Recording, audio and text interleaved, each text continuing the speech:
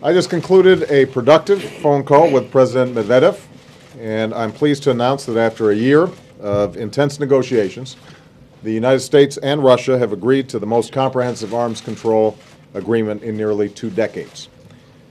Since taking office, one of my highest priorities has been addressing the threat posed by nuclear weapons to the American people. And that's why last April in Prague, I stated America's intention to pursue the peace and security of a world without nuclear weapons, a goal that's been embraced by presidents like John F. Kennedy and Ronald Reagan. While this aspiration will not be reached in the near future, I put forward a comprehensive agenda to pursue it, to stop the spread of these weapons, to secure vulnerable nuclear materials from terrorists, and to reduce nuclear arsenals. A fundamental part of that effort was the negotiation of a new strategic arms reduction treaty with Russia. Long after the Cold War's end, the United States and Russia still possess more than 90% of the world's nuclear weapons. We do not need such large arsenals to protect our nation and our allies against the 2 greatest dangers we face today: nuclear proliferation and terrorism. This treaty represents a significant step forward in our cooperation with Russia. We were committed from the beginning to reset the U.S.-Russia relationship because we saw it as essential to making progress on our top priorities, from counterterrorism to nuclear security and nonproliferation. Now, we will continue to have disagreements with our Russian friends, but this treaty is an example of deep and substantive cooperation on a matter of vital importance.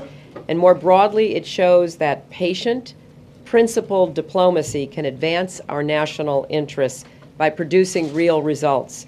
In this case, results that are good for us, good for Russia, and good for global security and stability. This treaty strengthens nuclear stability. It will reduce the number of strategic nuclear weapons that both Russia and the United States are permitted to deploy by 1/3 and maintains an effective verification regime.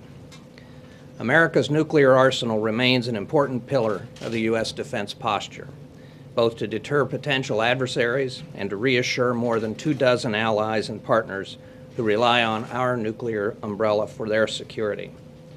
But it is clear that we can accomplish these goals with fewer nuclear weapons.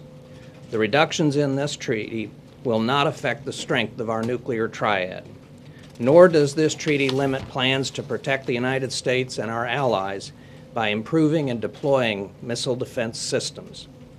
Much of the analysis that supported the U.S. negotiating position was provided by the Defense Department's Nuclear Posture Review, which will be released shortly. As the number of weapons declines, we will have to invest more heavily in our nuclear infrastructure in order to keep our weapons safe, secure, and effective. I look forward to working with the Congress to make sure the Departments of Defense and Energy have the funding necessary to properly accomplish this mission.